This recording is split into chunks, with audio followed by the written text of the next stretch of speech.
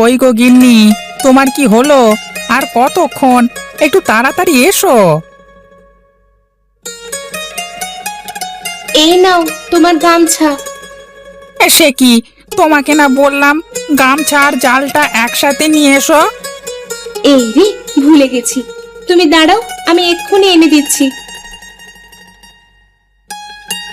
একটা কাজ ঠিকঠাক মতো করলে তো হয়, কখন যে কি করে। এই মন ভোলাকে নিয়ে হয়েছে আর এক বিপদ। এই নাও তোমার জাল। তো তেরি, কই তোমার সেই নবাব পুত্র কি ঘুম থেকে উঠেছে নাকি এখনো পড়ে পড়ে ঘুমাচ্ছে? ওমা, সে আবার কি কথা? আমার ছোটন কি আর এত বেলা করে ঘুমিয়ে থাকে? সেই কখন প্রাতঃভ্রমণে বেরিয়ে পড়েছে। আহা, কি সুন্দর করে বলছে, যেন ছেলে যুদ্ধে গেছে এই বাংলা জয় করে ফিরবে। হ্যাঁ, তুমি সব সময় আমার ছেলেটাকে নিয়ে অমন কথা বলবে না তো। দেখবে একদিন আমাদের ছোটন অনেক বড় হবে। হ্যাঁ, হয়েছে তো অনেকটা বড়, হাতে পায়ে লম্বা হয়েছে। একটু তো বাপের কাজেও সাহায্য করতে পারে নাকি? দেখো, তুমি জেলের কাজ করো, কিন্তু আমার ছেলে জেলে হবে না। জেলের ছেলে হয়ে জেলে হবে না তো কি হবে শুনি? 2 ক্লাস লেখাপড়া করে একদম দেশ উদ্ধার করে দেবে। হ্যাঁ, এই, তুমি তোমার কাজে যাও তো। সকাল সকাল তোমার মুখ নাড়তে চাইনি। ছেলের কথা বললে তেলে বেগুনে জ্বলে ওঠে। মা ছেলের কি মিল! আমি যেন মাটি ফেটে উঠে পথের কাঁটা হয়েছি।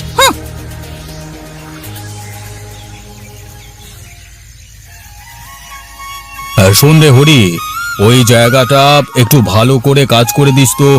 একটু বৃষ্টি হলেই পানি পড়তে শুরু করে। এর থেকে ভালো আর কি করে করব দাদা? ঘরে চালেও তো একটু আধটু পানি পড়ে থাকে। হ্যাঁ হ্যাঁ, হয়েছে। আরে খড়ের চালের ঘরের মজা তোরা কি বুঝবি? তোরা তো এই টিনের চাল, দোতলা বাড়ি এসব দেখে দেখে অভ্যস্ত। এখন আর সেই আগেকার যুগ নেই দাদা। এখন সব কিছুই পরিবর্তন হচ্ছে দিন দিন। হরি কাকা, সবকিছু পরিবর্তন হতে পারে, কিন্তু একটা কথা কি জানো? পুরনো চাল ভাতে বাড়ে, একটা প্রবাদ শোনোনি? এই রে, এতক্ষণ তো নিউটনের সাথে কথা বলছিলাম, এখন এই হিটলারের সাথে কি করে কথা বলবো?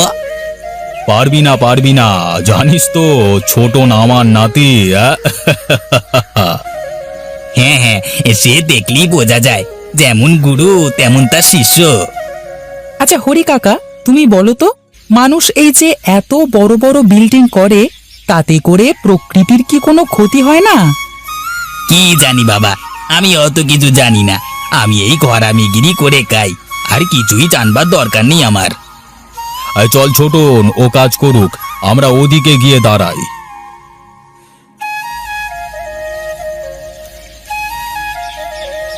কিরে, এত সকাল সকাল হঠাৎ আমার কাছে? তা কি মতলবে? তেমন কোনো মতলব না দাদু, হাঁটতে বেরিয়েছিলাম, তাই তো ভাবলাম এই দিক দিয়ে যাই, তোমার সাথে দেখাটাও হয়ে যাবে। তারপর লেখাপড়া কেমন চলছে শুনি? লেখাপড়া ভালোই চলছে দাদু, এবারেও ক্লাসে ফার্স্ট আসবো। বেশ বেশ বেশ, চল চল, তোর ঠাম্মা জল খাবার করেছে, খেয়ে দে তারপর যাবি, চল।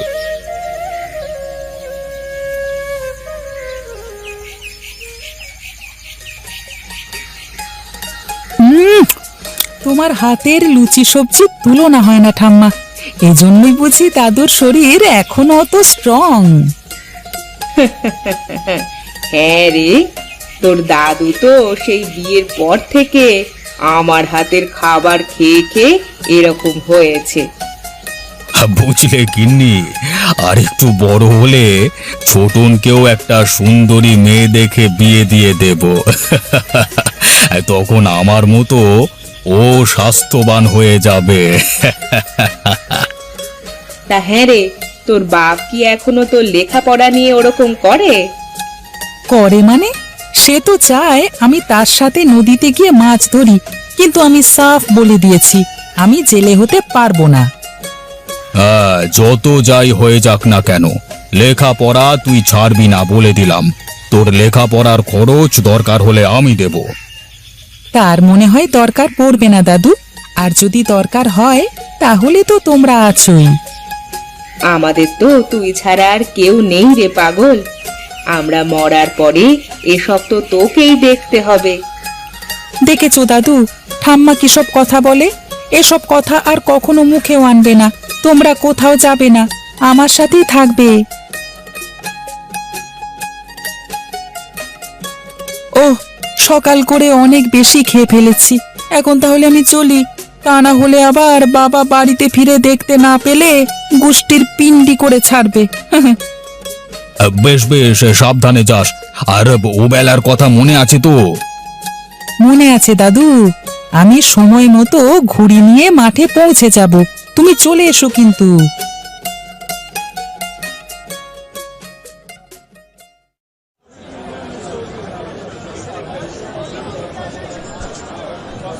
হ্যাঁ, বাজারে আজকে খরিদ্দার কম মনে হচ্ছে। না, আজ কয়েকটা বড় মাছ পেলাম, ভাবলাম যে একটু চড়া দামে বিক্রি করব, তা আর হলো নিকো। তেরি, এই যে দাদা, বলছিলাম এই বড় মাছটার দাম কত আসবে? আরে নাও নাও, খুব ভালো মাছ। এই নদীর মাছ তো স্বাদের আছে, বুঝলে। তা তো বুঝলাম, কিন্তু কত টাকা দিতে হবে তোমার এই মাছটা নিতে হলে সেটা তো বলো। হ্যাঁ, ও আর কত হবে, তুমি 200 টাকা দিও। হ্যাঁ, 200 টাকা দিতে হবে এই মাছের জন্য? বাবা রে বাবা! কেন, 200 টাকা কি বেশি হয়ে গেল নাকি? ভালো মাছও খুঁজবে, আবার দামও দেবে না, তাহলে কি আর মাছ খেতে পারবে তুমি মিয়া? না না, তা খাবো কেন? মনে হচ্ছে শুধু তুমি বাজারে বড় বড় মাছ বিক্রি করো। রোজ তো দেখি চুনো পুঁটি নিয়ে বসে থাকে। আজ কোন ভাগ্য করে দুটো বড় মাছ পেয়েছো? হুঁ। আরে যাও যাও, তোমার মতো খরিদ্দার কত দেখলাম। মাছ কেনবার মুরত নেই, এসেছে দামাদামি করতে। কি রামুদা, বেশ বড় মাছ পেয়েছে তো আজকে। হ্যাঁ রে, আজকে জালে বেশ বড় বড় দুটো মাছ উঠেছে, কিন্তু কি করব দেখ, কেউ উপযুক্ত দাম দিয়ে কিনতেই চাচ্ছে না। তা তোমার এই বড় মাছটার দাম কত দাদা, বলো দেখি শুনি। তুই নিবি? যদি নিস তাহলে তোর কাছ থেকে 200 টাকা রাখবো। ওরে বাবারে, 200 টাকা! এ তো আমার সারা দিনের ইনকাম গো দাদা। এই তো, তোরা তো ভালো কিছু কিনে খাবি না, কষ্ট করে টাকা পয়সা উপার্জন করে না খেয়ে মরবি, যত সব। তুমি এক কাজ করো দাদা, ওই পুঁটি মাছ কত করে? আমাকে কয়েকটা পুঁটি মাছই দিয়ে দাও। নে, কি আর করবি, দুধের স্বাদ ঘোলে মেটা।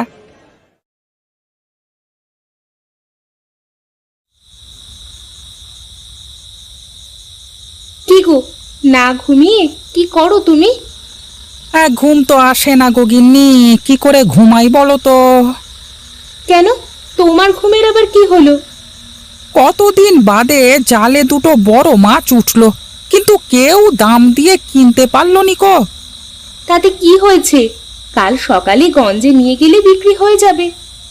হ্যাঁ, তাই তো ভেবেছি, সেই জন্যই তো ঘরের চালের উপর রেখে দিয়েছি মাছগুলো, সব মাছ যাতে করে টাটকা থাকে। কপালে যা আছে তা তো হবেই। এখন এত দুশ্চিন্তা না করে ঘুমিয়ে পড়ো তো। সারাটা জীবন বোধ হয় এমন কষ্ট করি কাটাতে হবে গিন্নি, সুখের মুখ আর দেখা হলো না গো। ধৈর্য ধরো, আমাদের ছোটন বড় হোক, তখন আমাদের সব দুঃখ দূর হয়ে যাবে। এখনো সব স্বপ্ন দেখতে ভয় পায় গিন্নি। এই সমাজের মানুষ কেউ ভালো নয়, সবাই শুধু সবার ক্ষতি করবার জন্য ব্যস্ত গো। তুমি তোমার নিজের ছেলের উপর বিশ্বাস রাখতে পারো না, দেখবে ও একদিন খুব ভালো করবে। আমি এমন করে কথা বলি, পাগলটা অনেক কষ্ট পায়, তাই না গিন্নি? তা তো একটু পায় বটে, কিন্তু ও কখনো তোমাকে ভুল বোঝে না। আমাদের ছোটন অনেক কিছু বোঝে। নাও, এবার ঘুমিয়ে পড়ো দেখি।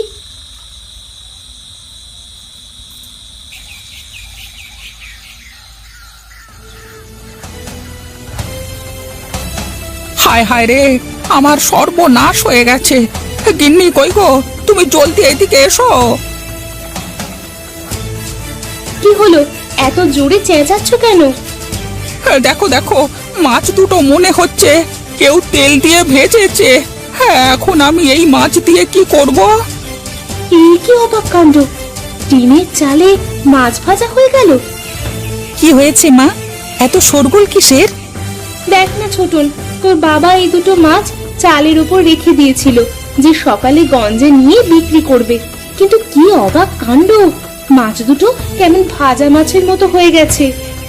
এ কি, তাই তো দেখছি। গেল গেল, আমার সব কিছু শেষ হয়ে গেল। তোমার কিছুই শেষ হয়নি বাবা, আমার মাথায় দারুণ একটা আইডিয়া এসেছে। কি আইডিয়া, বল দেখি একটু শুনি। বাবা, তুমি দেখো না মানুষ কেমন মাংস পুড়িয়ে খায়, শহরে তার অন্য নাম দিয়ে বেশি টাকায় বিক্রি করে। হ্যাঁ হ্যাঁ, সে তো গঞ্জে গেলেই দেখা যায়। এই মাছ দুটো ফিশ ফ্রাই বলে বিক্রি করলে অনেক টাকা পাবে তুমি। যাও, তুমি একটু লঙ্কার গুঁড়ো আর মশলা এর উপরে ছিটিয়ে দাও। কি রে বাবা, কাউকে তো দেখছি না, কেউ কি আসবে? একটু সবুর করো বাবা, দেখো কি হয়।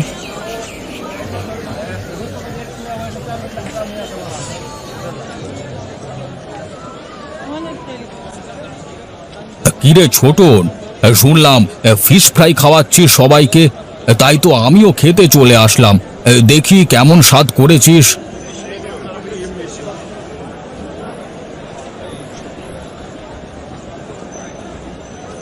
বাহ, খুব সুন্দর হয়েছে, তাই না গো? হ্যাঁ গো গিন্নি, খুব সুন্দর টেস্ট হয়েছে গো। বাবা, এবার সবাইকে সামলাও, তুমি কেটে কেটে সবাইকে দাও। তাহলে শেষমেশ তোর বাবা তোর প্রতিভা বুঝতেই পারলো। এ আর কি এমন প্রতিভা, বাবার জানা নেই তাই সে করতে পারে না, কিন্তু আমি তো জানি, আর বুদ্ধি থাকলে কত কিছুই তো করা যায়। বেশি পাকা হয়ে গেছিস তুই, তা না হলে এই ফিশ ফ্রাইয়ের বুদ্ধিটা আসলো কি করে মাথায়? দাদু, যখন দেখলাম এটাই নিজেকে প্রমাণ করবার মোক্ষম সময়, তখন আমি আর দেরি করিনি। এবার দেখবো মিস্টার রামু, মানে আমার বাবা, তুমি কি করে আমার লেখাপড়া নিয়ে কথা বলো। তুই দিন দিন বদমাশও হয়ে যাচ্ছিস। চল চল, আমরা একটু ওদিকটাতে গিয়ে বসি। চল চল চল চল চল।